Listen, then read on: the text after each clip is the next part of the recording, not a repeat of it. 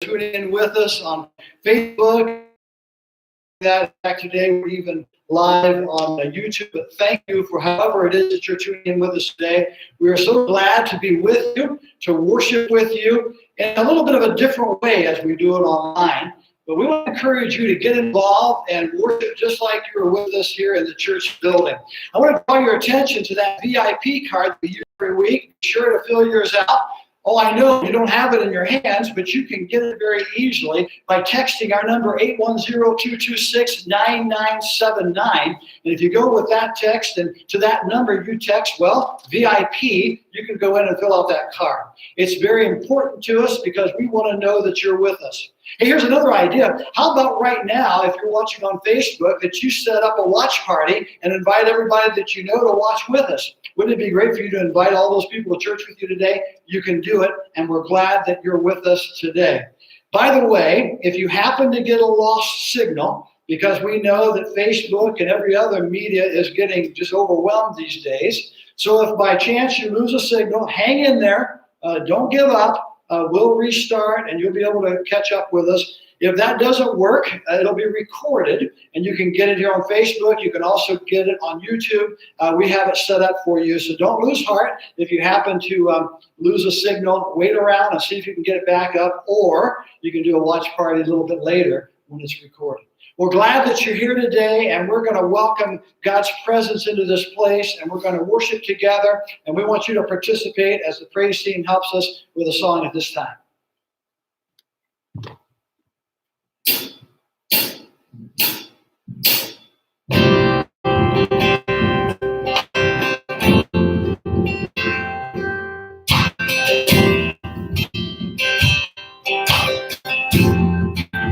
Sing along with us at home. Worthy of every song, worthy of all the praise we could ever bring, worthy of every breath we could ever breathe. We live for you.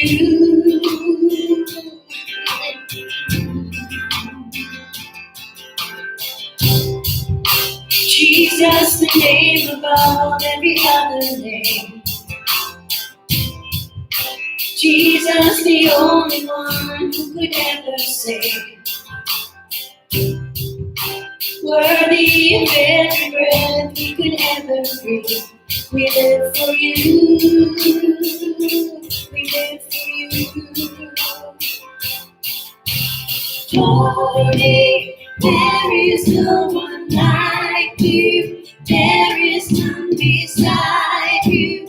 Open up my eyes in wonder and show me who you are and fill me with your heart and lead me in your love to those around me.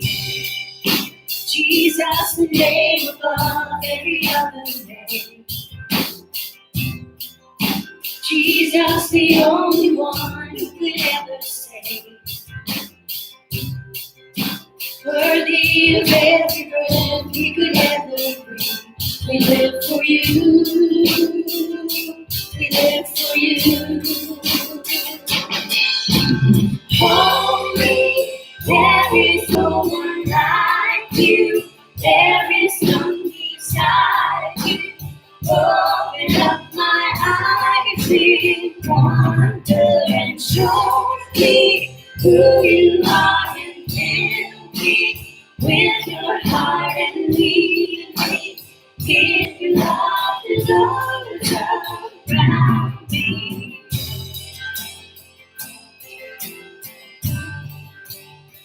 I will build my life upon you.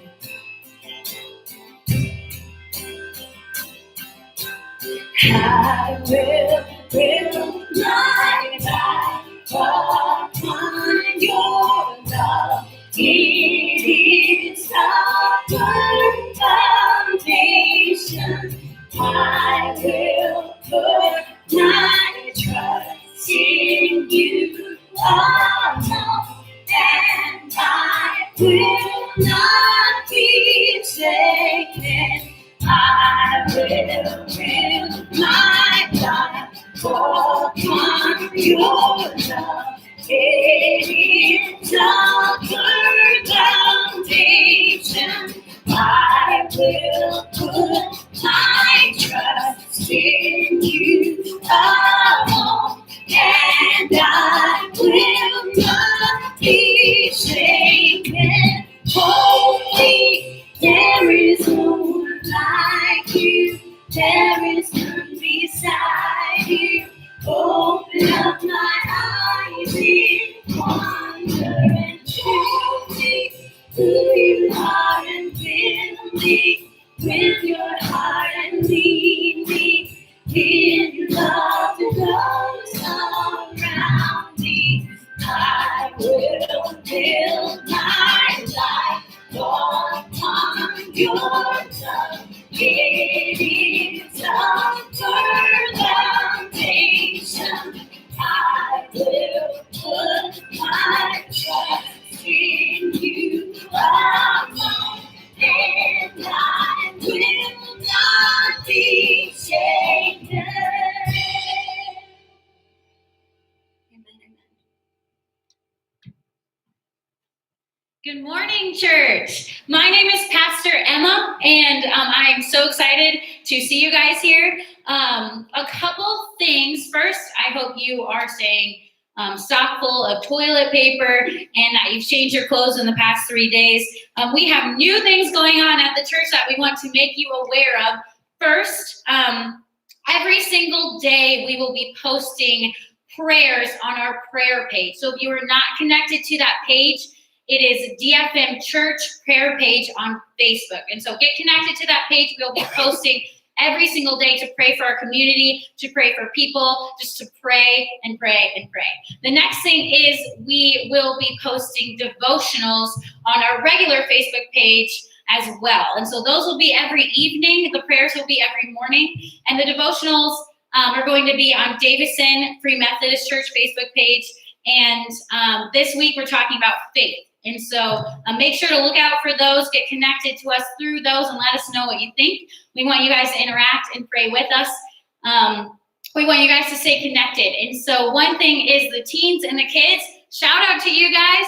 If you guys are watching, go ahead and raise your hand so that, so that you guys can stay involved. We've been staying involved by sending the kids lessons every single Saturday. Yesterday, if you got an email, check your email, and it will have a Would You Rather Bible edition game for you guys to play as a family. It's really fun, so go ahead and look in that email for that.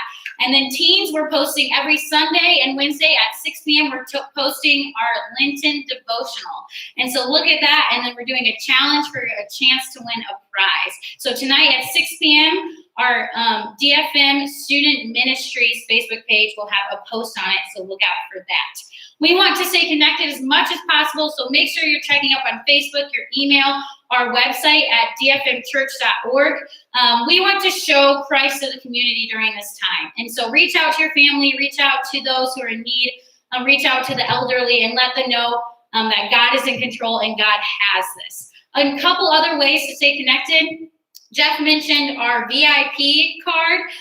We have a link in our comments that if you text VIP to 810-226-9979, you can fill out your card. And so again, that's 810-226-9979. Another way you can use that number is you can text give and give that way as well. And then you can also text care. And if you text to that number care, you will get a form that you can fill out if you need something from us, if you need help with something during this time, if you know people who need help. You can either text that number or go to our website again at dfmchurch.org to fill out our help request form for you guys. Again, we want to show Christ to the community. And so if you guys will stand with me, we're going to pray. We're going to pray for this time, and then we're going to continue in worship. So bow your heads with me. Dear Lord, thank you so much for being here with us today. Thank you for who you are to us and to our communities. Help us to show you. Help us to show you to our community, to each other. Use us to glorify you. We pray that you will speak through us, that this service will glorify you. I pray for everyone affected by this virus that you will be with them, that you will show your power. Use this time to use the church to show who our God is and how big and powerful and great he is. Lord, I thank you again for this time, and bless our church and bless our body. Amen. Please join us in worship as we continue to worship the Lord.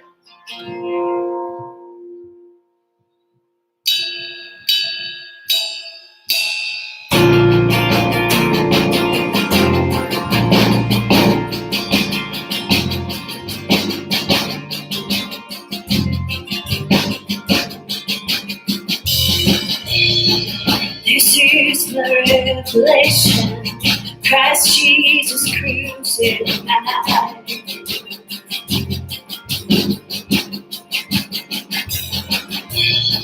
Salvation through repentance at the cross on which he died.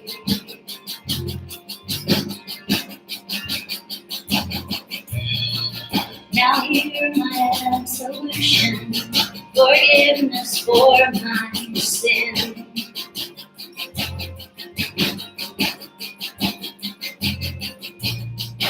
Now see beneath the water that Christ was buried in.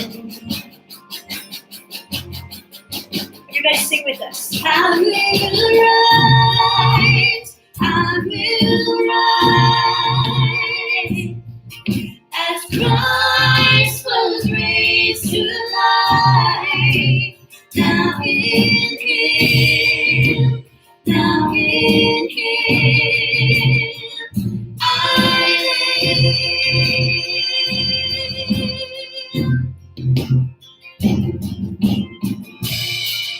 I stand a new creation, baptized in blood and fire.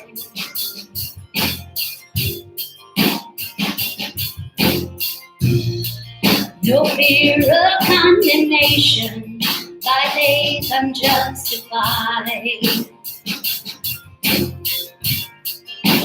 I will rise, I will rise, as Christ was raised to life.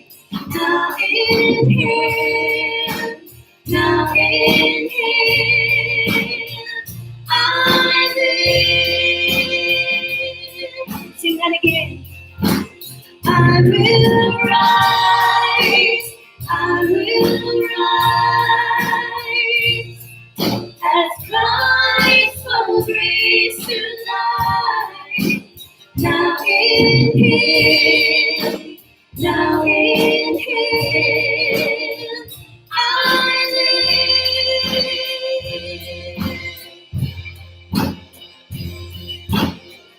I rise as you are risen, dear your rule and reign. My life confess your lordship and glorify your name. Your word, it stands eternal. Your kingdom knows no end. Your praise goes on forever and on again. No power can stand against you. No curse assault your throne. No one can steal your glory, for it is yours alone. I stand, so sing your praises. I stand to testify, for I was dead in my sin, and I will rise, I will rise, as Christ was raised to life. Now in him, now in him, I live, and now I rise, as Christ was raised to life. Now in him, now in him, I live.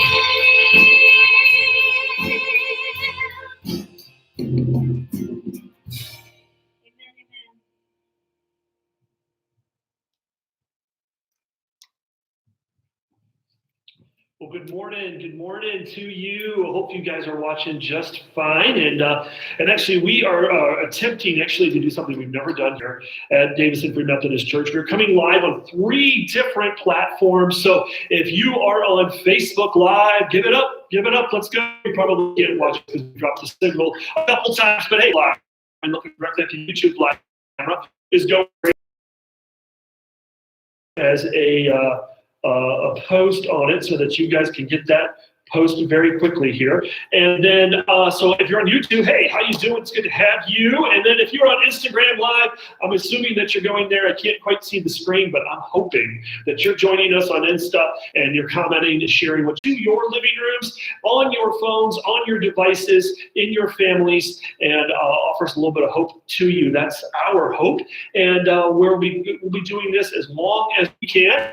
And we are very excited about this opportunity. So we started a little series. It was kind of a makeshift series we were facing, and honestly, what our role is as Jesus followers. If we claim that Jesus is in our hearts, how would Jesus approach this crisis? And hopefully we'll be coming, I'll use this kind of graphic right here. If we put that graphic up behind me, you'll see this. It's just simply faith, hope, and love. And it'll be up there in a second. And we are excited about sharing this with you because we believe that these 3 principles will be the things that kind of get us through. And this is the verse that we're going to share. It comes from 1 Corinthians chapter 13, verse 13, after Paul had written to his church in Corinth about getting along and showing love to one another, he said this, now these 3 things remain. The 3 main concepts of facing any kind of struggle or crisis. If you're going to get anything right during this time, let's get faith, hope, and love. And then he said this, but the greatest of these is love. So we'll talk a little bit about what it means to have faith, hope, and love over the next couple of weeks. Specifically today, I want to talk than yourself. See, I grew up in a church family. I seem to always believe. In fact, I grew up in a pastor's home. My mom and my dad was a pastor, and they would serve the church. And I remember having faith in as a Christian from a very, very early time. In fact, what I remember about my faith is that it was kind of a blind faith. It was kind of a faith that I just kind of needed to trust in Jesus because Jesus loved me and had a plan for my life. And I also knew that I couldn't quite question this faith. I wasn't a room to bring doubt in, that you just believe, Shane, because it's a great thing to do, and you have to be a good boy. And a good boy believes in Jesus and doesn't ask questions. One of the early verses from the Bible that I remember, and the Bible is pretty much an ancient manuscript, and those verses come forth in many different ways. Maybe some of you are familiar with certain verses in the Bible. In fact, maybe you guys have read this particular verse or heard this concept before. It's out in our culture. It's from the Bible, but it's not exclusive to the Bible. This is what it says. This is 2 Corinthians chapter 5, verse 7. 2 Corinthians chapter 5, verse 7. It says this, for we live by faith, not by sight. For we live by faith, not by sight. Now, I can't see you, but how many people have actually heard this verse before? Go ahead and raise your hand or shout out a big amen in your living room right now. Go ahead so the neighbors can hear you. If you heard this verse before, I want you to raise your hand. Yes, I can see all those hands. Yes, actually, I just see my hand raised. But we have heard this before. But what really does it mean? Is it really that simple? I mean, honestly, I'm a little skeptical. And we live in a world that honestly is skeptical. If you think about the faith that we have in certain things, the faith that we have in certain people, the faith that we have in the world around us, the faith that we have in the stock market, the faith we have in the job, the faith we have in our own health, the faith that we have in things during this particular season, a lot of those are threatened. A lot of those are pulled and stretched, and there's tension to them. So how do we put our faith in a world that just seems to be shaky all the way around? I've always learned that if you would have faith, that this chair, when I sit on it, this stool, when I sit on it, that it's going to hold me up. that I've done this before, and I trust the structural integrity of the stool, that when I sit down, it's not going to fall, and I'm not going to fall on the ground. And I can actually get up and walk, and without even looking at the stool, I can sit on it, and I trust that it's going to hold me. But I know some of you have felt like the stool's been pulled out from underneath you. The things that you've trusted in, things that you've put hope in, things that you've put your faith in have failed. And like I said before, whether it's the stock market, whether it's your job, whether it's your family, you realize that we don't live in a world that's very faithful. And so because of that, a lot of us have created an environment of doubt and distrust. Because we don't have faith in very much, do we? We like to put faith in ourselves, maybe put faith in what we can control. But wouldn't it be great if there was something like a chair that we could trust in, that we could put our faith in? And so when it says that we're going to live by faith, not by sight, maybe there's a way that we could operate in that I don't even have to look at this chair in order to trust it, that I can sit in it. And also trust that I don't have some sneaky person coming up behind me, pulling the chair out from under me, and then I end up on the floor. So I want to give you a little bit of a heart behind that. Now, last week I shared about a certain Bible character, a certain Bible figure that we have read about and that we understand, and his name is Paul. And Paul was a church planter. He was a very early follower in the church, and he was one of the first theologians, the first people to kind of expand this idea of what it means to have faith in Jesus, to believe in Jesus. And he was actually the one who wrote those words that we read just a moment ago, that we should live by faith, not by sight. Now, he wrote those specific words at a time of crisis, at a time of trial. In fact, he wrote that to a church that was having all the problems that most people have. Who here has ever been in a church with problems? Raise your hand. Yes, I see those. And so everyone knows that when you get a group of people together, there often be problems. I know in my house this week, we've got 5 people in my house, and let me tell you, there's problems. And I know that with the way that we gather together, the way that we have to hunker down in our homes, there'll be even more tension. So you guys understand that when you get people together, that there's tension. Well, Paul writes to his church that was together, and there was tension. And in the middle of that crisis, there was a massive famine that happened and hit the Holy Land, hit what we called Palestine in Jerusalem area. And Paul was circulating to all his churches to see if they could help, that they were going to approach this area of crisis in the midst of what the problem could be, that they could reach and do that. So I want to talk to you a little bit about this particular letter that Paul writes to his church in crisis. This is what he has to say to his church right after they encourage them to walk by faith, not by sight. He says this: if we are, quote, out of our mind, as some say, it is for God. If we are in our right mind, it is for you. For Christ's love compels us, because we are convinced that he died for all, and therefore all died. And he died for all, that those things that live should no longer live for themselves, but for him who died for them and was raised again.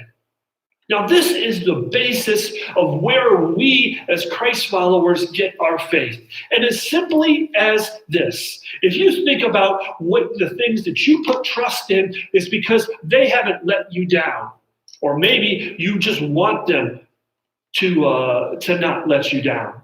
I remember my daughter, Rebecca, when she was young, she used to run full out, sprint through the hallway and leap off the steps, knowing that I would catch her, hoping that I would catch her. And I always wondered, as she started to get older, she was a little harder to catch, right? And I was worried that one of these times I'm going to miss, and then where does her faith go from there? So we start out in life trusting things, but then those things let us down. And religion is no different. Religion is a way that we feel like we connect to a higher power or connect to God or connect to something bigger than us. But when that thing lets us down, that thing doesn't meet us, we then back away from our faith and begin to enter into a realm of distrust. But Paul says this to his church. Paul says this to us. He says that I know that some people might think we're crazy. We're out of our minds. Some people would say that we're so contrary to what the world has done, but we put our faith not in what we hope will be done for us, but what has already been done for us. Well, let me say it this way. You see, Jesus, we believe, didn't come to us as a religious figure, as a way to say, come and believe in me, come and trust me, and I will never let you down. Come and trust me, and there'll never be any bad times. Come and trust me, and you'll be healed, and you will experience riches and glory. That was never his message. In fact, his message was always something different. It was, yes, come and follow me. Come and find forgiveness for your sins and the rightness to where you were. But it was never based upon what we would do or what we would get. It was based on him paying the price and the penalty for our sins. That is where the basis of our faith exists. It's not about what we get out of it. It's about what was already given for us. Now, that concept maybe is new to you, but let me kind of put it in a more simple way. Jesus and the early church understood the connection between Jesus and faith and faithfulness. In fact, the Greek word that's used in the New Testament to translate faith could also be translated faithfulness. What does it mean to be faithful? What does it mean to be trustworthy? Have you ever felt like someone's let you down, like this season has let you down? Well, I think a lot of our distrust comes from misput expectations. We put all this trust in things that can't support us, that can't help us. But when we put our trust in something a little more concrete, maybe something that's already been given for us, and not expecting selfish benefit from that, it changes our worldview. You see, we all need to believe in something bigger than ourselves. We all need to have faith in something bigger than ourselves because there are some things in this world that are out of control. And if we put our faith in things that we can control, we will feel out of control when our world is shaken. And several of you are experiencing that now. So I'm going to challenge you. I'm going to challenge you to maybe do something you've never done before. I'm going to challenge you to maybe consider to do something that you've never done before. But if you've never considered putting your faith in Jesus, I'm going to ask you to consider to do that now. And not as a sense of you have to join our church or have to give money to our church or be or profess a Christian. I just want you to consider it. There's another place in another letter that Paul wrote to another church. And in that letter, he says this, that faith comes by hearing, and hearing by the words of Christ. Hearing the things that Christ has done. So here's how I'm going to ask you. I'm not asking you to blindly put your faith in Jesus. I'm not asking you to kind of put a blindfold on and just say, okay, I believe in Jesus. Or I'm not even ask you to raise your hand and say a prayer today. I'm not asking any of that. Here's what I'm asking. I want you to do some research. I want you to look and listen for the stories of Jesus that you know might be true. And if you say, listen, I don't know where to look, Shane, I don't know where to find these stories of Jesus, I would encourage you to come talk to us and we'll point you in the right direction. Now, some of you out there already have faith in Jesus. Some of you out there already are believing in Jesus. Some of you believe for many, many years. And so here's your charge. Here's your homework. If you are already a Christian, if you're not a Christian, you can just tune out. This isn't for you. But if you're a Christian today, here's your homework. I need you to be Jesus.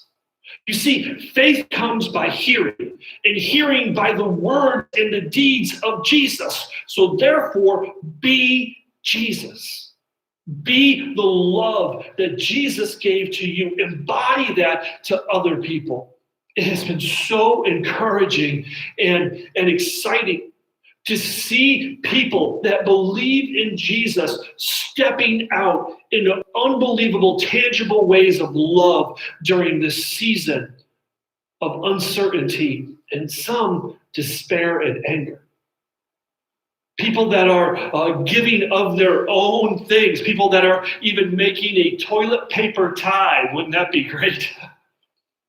So people that are writing letters, people that are turning off the TV and connecting with their family, people that are offering love and hope to places like Italy, China, that have really, really suffered through this crisis.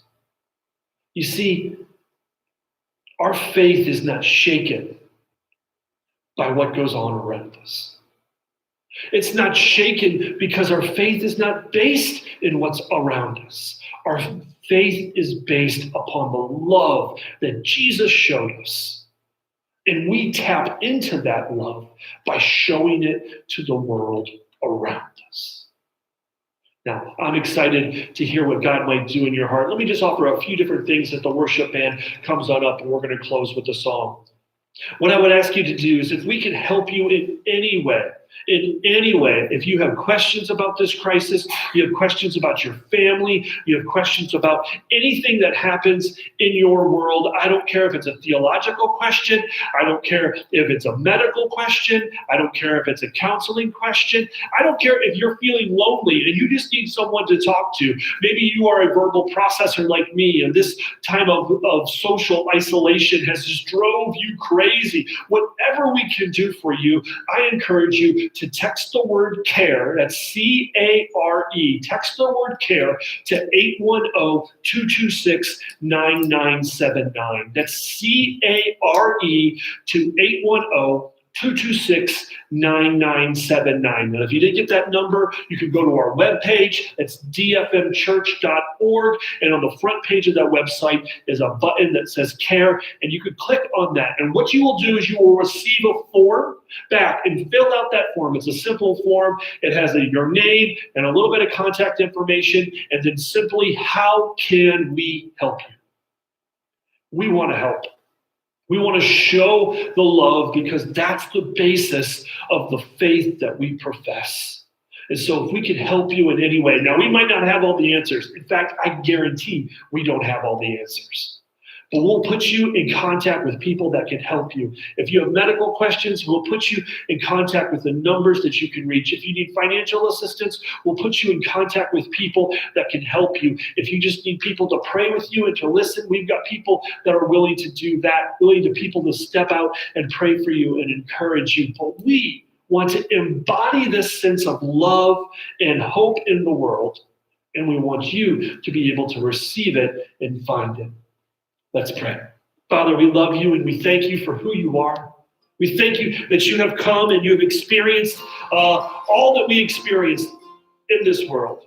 We thank you that you have set this idea of faith for us, not based on faithfulness, not based upon things that we get to do. We got to be faithful to you, Lord. The faith that we profess is based on your love for us.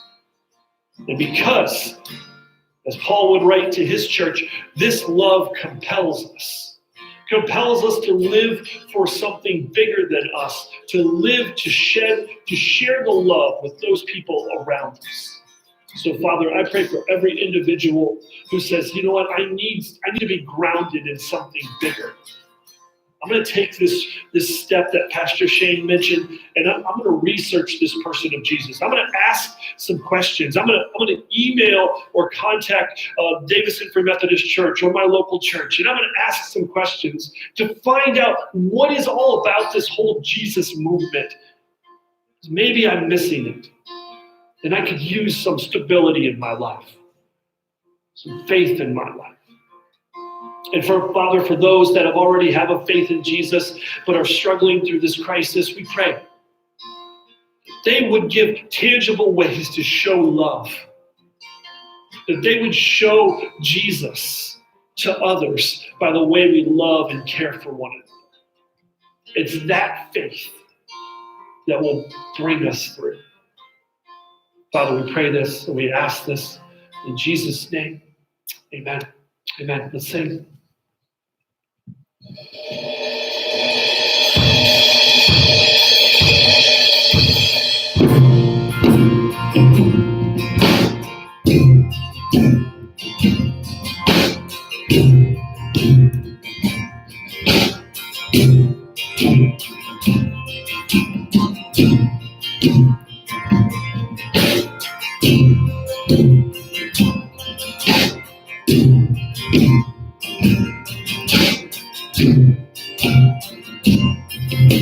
I look at you, I won't be overwhelmed.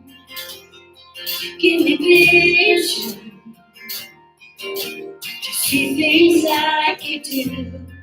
God, I look to you, you're where my help comes from. Give me wisdom, you know just what to do.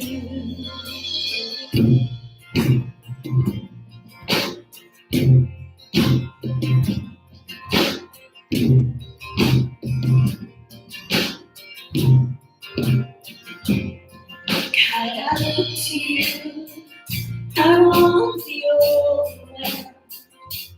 Give me vision to see things like you do.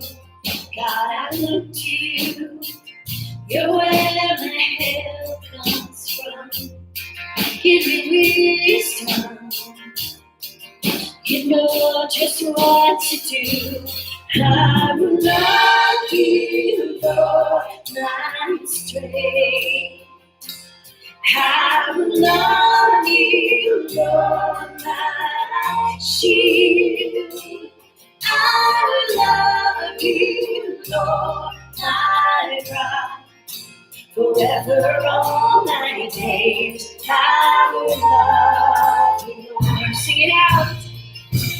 Hallelujah, how God reigns.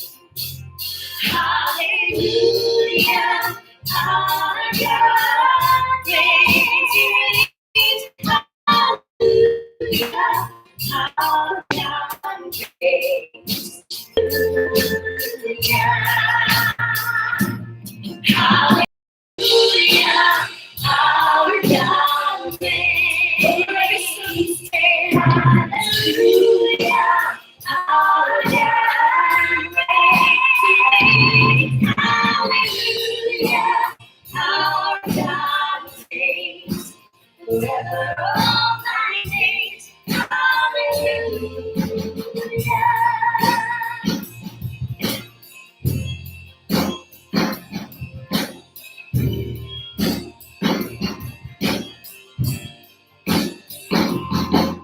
God, I look to you, I won't be overwhelmed.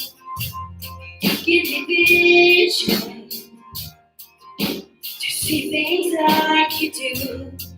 God, I look to you, you're where my help comes from. Give me wisdom, you know just what to do. Hallelujah, our God reigns. Hallelujah. Forever,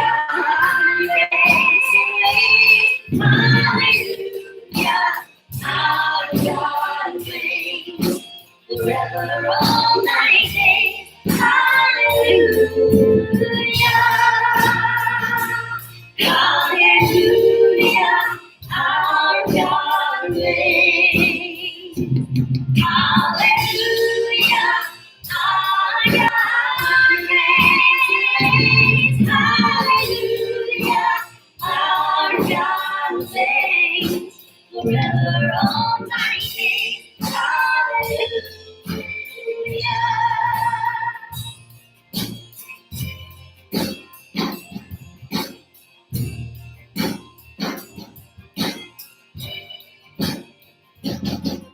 God, I look to you, I won't be overwhelmed.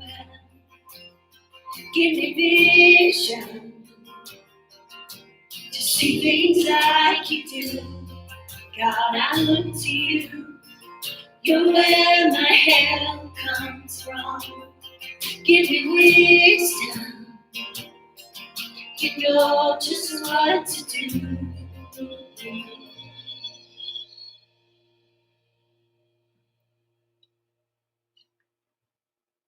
Well, thank you once again for joining us at Davison Free Methodist Church. And it's our prayer that your faith would grow and be strengthened during these times. Thanks for joining us on Facebook. Thanks for joining us on Instagram. Thanks for joining us now on YouTube as well. We're glad that you could be with us. Now, if you want to hang around, you're welcome to. Everyone is. But especially if you're a part of our congregation, I want to welcome you to stick around just a little bit so we can have kind of a little bit of a family meeting. Everyone's welcome to participate, but I just want to talk with you about a couple of things, but I need to move over here a second and come back and get a stool, because you'll notice that my stool is taller than Pastor Shane's stool was, because, well, same height. Talk a little bit about this idea of faith and how we can relate to it, and it relates to us very personally. Pastor Shane did a great job of challenging us about faith. And when he was speaking to a YouTube video I saw one time of an office group together exercising one of these faith challenges. They were all lined up behind the man, and they asked him to step up on a stool and to fall down. And he had complete faith and confidence in them, and he fell forward rather than backwards. And you see him go off camera, and you go, oh my. So it's not just about faith, it's during a time like this. I want to talk about faith and the very, very real ways in which we exercise this in our lives these days. You see, faith can be tested during difficult times. It's tested so that it comes out real. This is where the rubber of our faith meets the road of our living. It's in times like this that are difficult and stressing. It's also a time where we can prove our faith. Our faith is proved and demonstrated and shown to others by how we behave and act and react in a time like this. But also, as I mentioned, it's a time when faith can be strengthened. Yeah, it can grow. And faith is strengthened like other things are strengthened when it's exercised, when it is used. And so during these days, I want to challenge you to exercise and strengthen and grow your faith, particularly in the area of faithful giving and stewardship in your life. These are difficult times for us as churches trying to figure out how to do this thing called giving, which we're so used to doing week after week. Many folks, by bringing their check in or their cash into the church service and giving that way, that's not available to us, but we still want to be faithful stewards, because we know the mission of Jesus is continuing through the local church in ways even that it hasn't before. And so we need resources for that, as well as our normal obligations. So today I'd like to talk with you just for a moment about how you can do your giving by check, but you can do it by e-check. Some of us are unfamiliar with that. Quite honestly, I'm old enough that some of this stuff is new to me. And I want to walk you through what you can do by taking your checkbook, I don't have a checkbook, but my phone looks like one. I have a check pulled up on my phone, and right now, don't worry, you can't see it. It's a fake one. But if you were to go to our church website, DFMC Church, DFMchurch.org, DFMchurch.org, that's our website. And if you find the tab for giving, you can also click that on and put your information in, and it'll ask you if you want to give once or if you want to do it on an ongoing basis. If you're not comfortable with ongoing, you just say once, and you click that tab, and then it'll take you to how you're going to give, and you can give by check, and then you pull out your checkbook and you look at it, and what pops up is what's the bottom routing number. If you've never done this, bottom left-hand side, if you start from the right, a little bank of 4, 5, 6, 7, 8, 9. That's because there are 9 numbers in your routing number, starting on the right, working back, those 9 numbers. And then it's going to ask you also your account number, and that'll begin with zeros. And so you put in 12 numbers there, again, starting from the right, counting back, and those are your account numbers. Many of you know this better than I, but some folks have never done this before, so that's how you can do that. It'll also ask you for your check number. You know where that is. You click through that, and you enter the amount, and then you tell it to keep that amount and to use that amount and post that amount, and that'll go to your account. It'll happen from your bank, just like writing a check. Again, we want to have some of these helpful stewardship pointers just so that we don't lag in this grace of giving during this time when actually we need more resources to help resource others. So thank you for that. Thank you for tuning in today. Thank you for being a part of the Davison Free Methodist community. We want to be able to reach others. We want to be able to minister together, and thank you for your participation in that. As you grow in the grace of giving, as you build your faith, even in giving during a time like this. Thank you for that. God bless you. Have a great week. We look forward to hearing from you later this week. God bless you.